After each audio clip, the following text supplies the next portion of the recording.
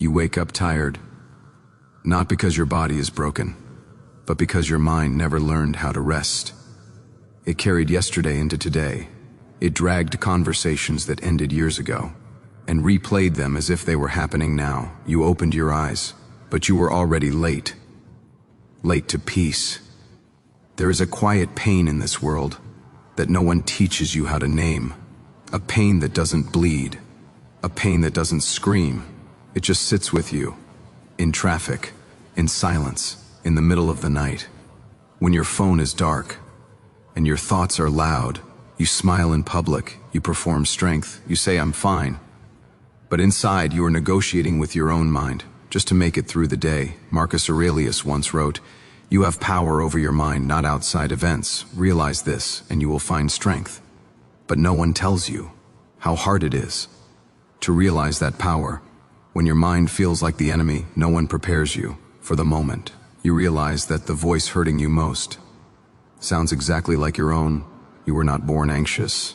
You were trained into it, trained to worry about outcomes, trained to chase approval, trained to fear being left behind. You learned to measure your worth in numbers, in reactions, in how much noise you could make before someone finally noticed you. And slowly, without realizing it, you forgot how to be still. You forgot how to sit with yourself, without judgment, without escape, without distraction. Epictetus said, "Men are disturbed not by things, but by the views they take of them." And yet knowing this does not stop the disturbance, because knowing is easy. Living it is war, a silent war, fought in the space between thoughts, fought when no one is watching, fought when quitting feels logical, and continuing feels unbearable.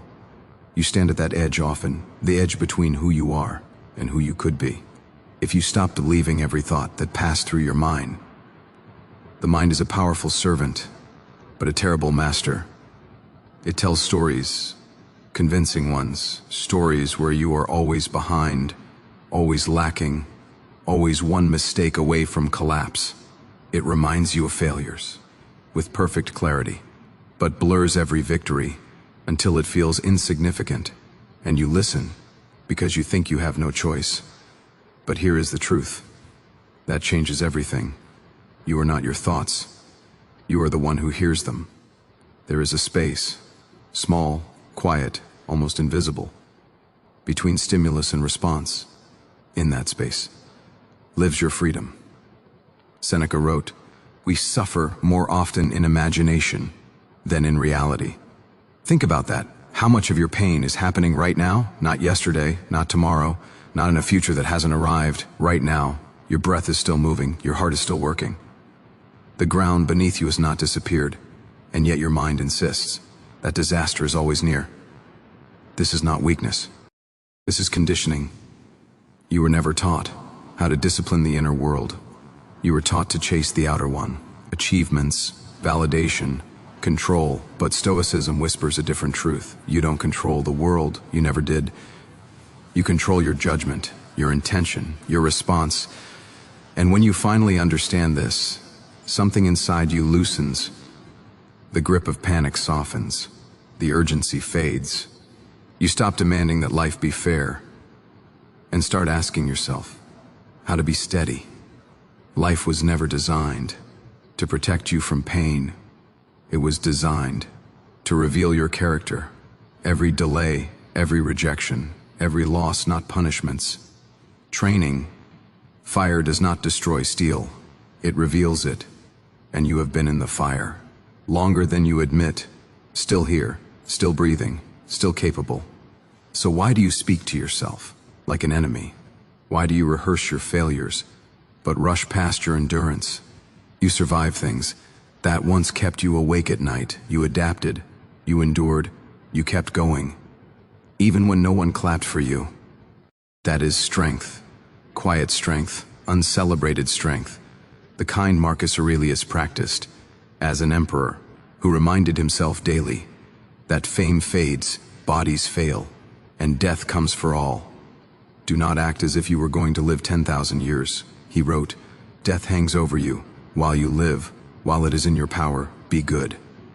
Not perfect, good, present, honest, disciplined, Stoicism does not ask you to feel nothing, it asks you to feel without drowning, to experience pain without becoming it, to lose without losing yourself. You are allowed to grieve, you are allowed to be tired, you are allowed to pause, but you are not allowed to abandon yourself. Not now, not ever, because the world will try to do that for you. It will ignore your effort, misunderstand your silence, reward louder voices, and if you let it, you will internalize that noise and turn it inward. This is where mastery begins, not with domination of others, but with governance of self. When anger rises, you watch it. When fear speaks, you listen without obeying. When the mind screams urgency, you respond with patience. Epictetus said, "If you want to improve, be content to be thought foolish and stupid, because growth looks unimpressive. Before it looks powerful, self-control is not dramatic, it is repetitive, unseen, often boring. It is choosing not to react. When reacting feels justified, it is choosing to breathe. When exploding feels earned, it is choosing long-term peace over short-term relief.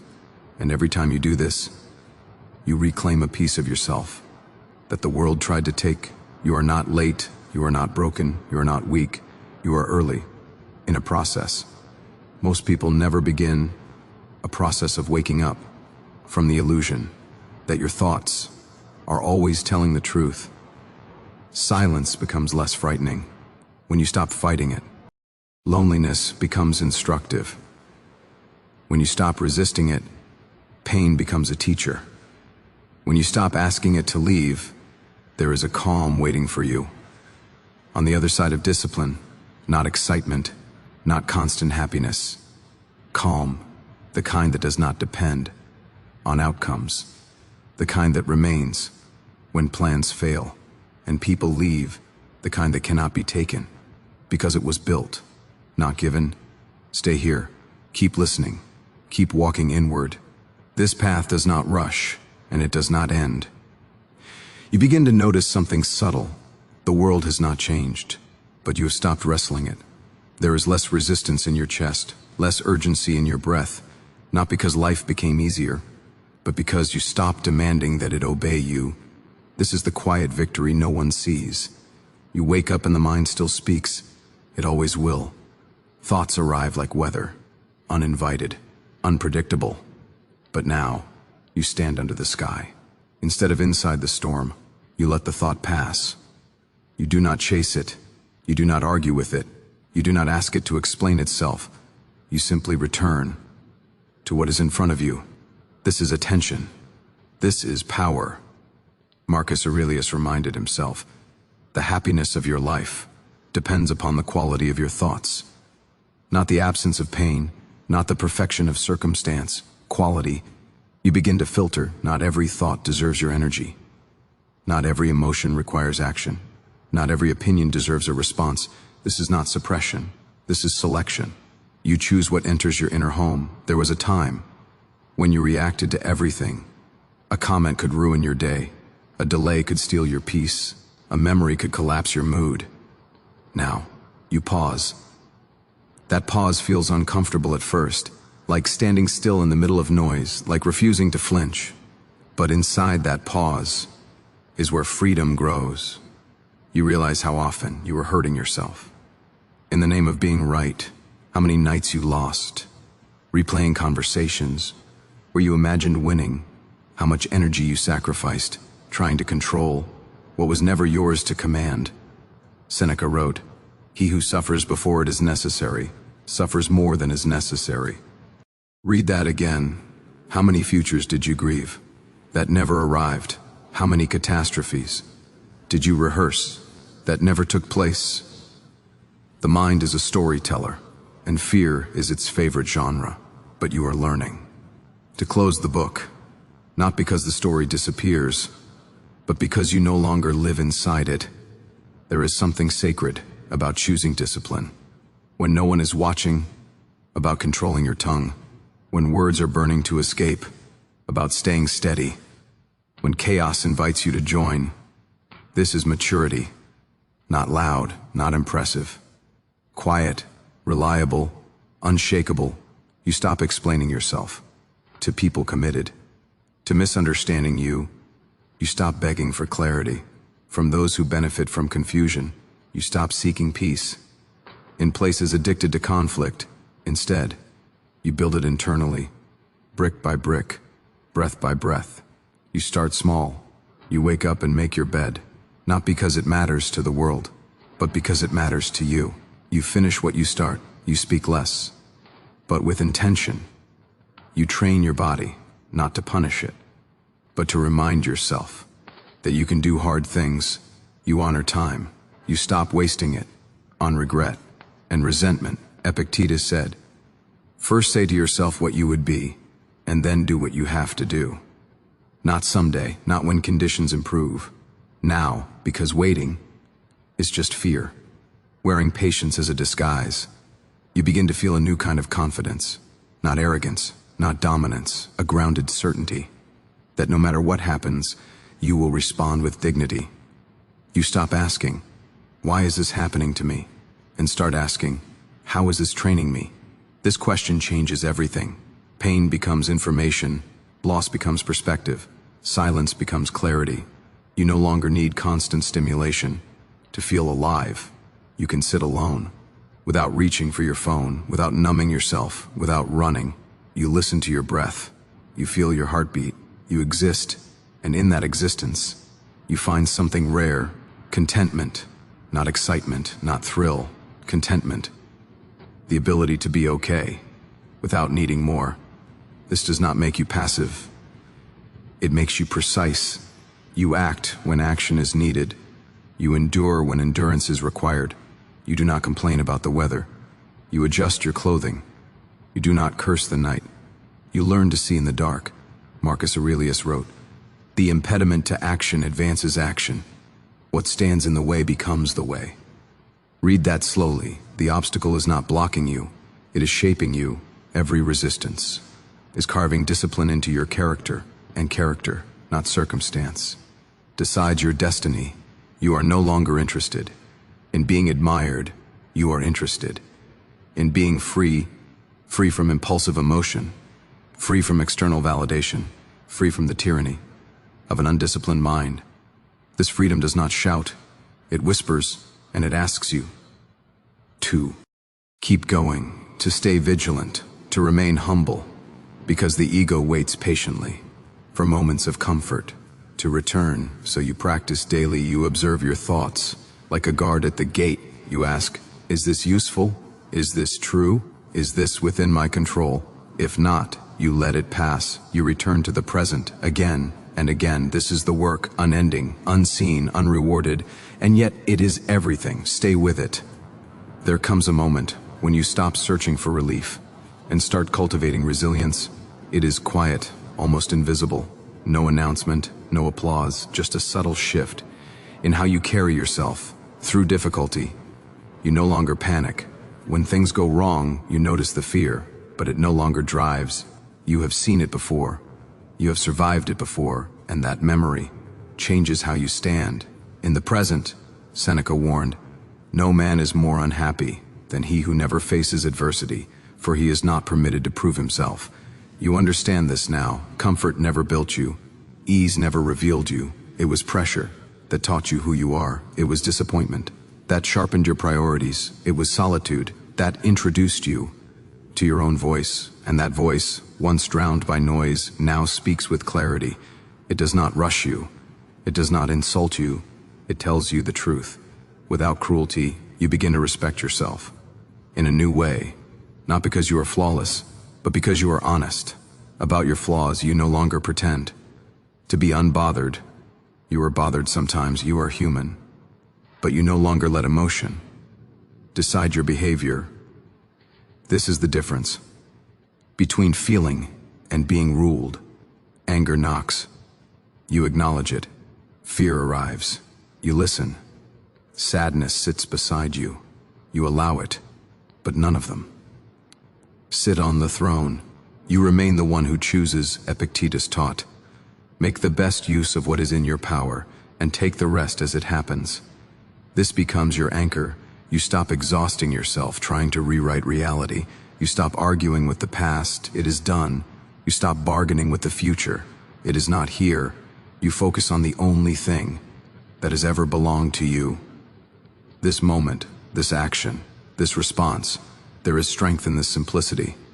You speak less, but when you speak, your words carry weight. You promise less, but when you commit, you follow through. Your presence becomes steady, predictable in the best way. People feel it, even if they cannot name it. You are no longer pulled into every conflict you no longer need.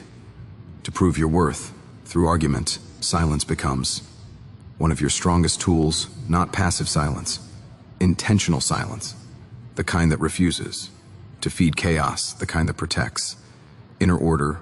You start to understand that peace is not fragile. It does not require perfect conditions.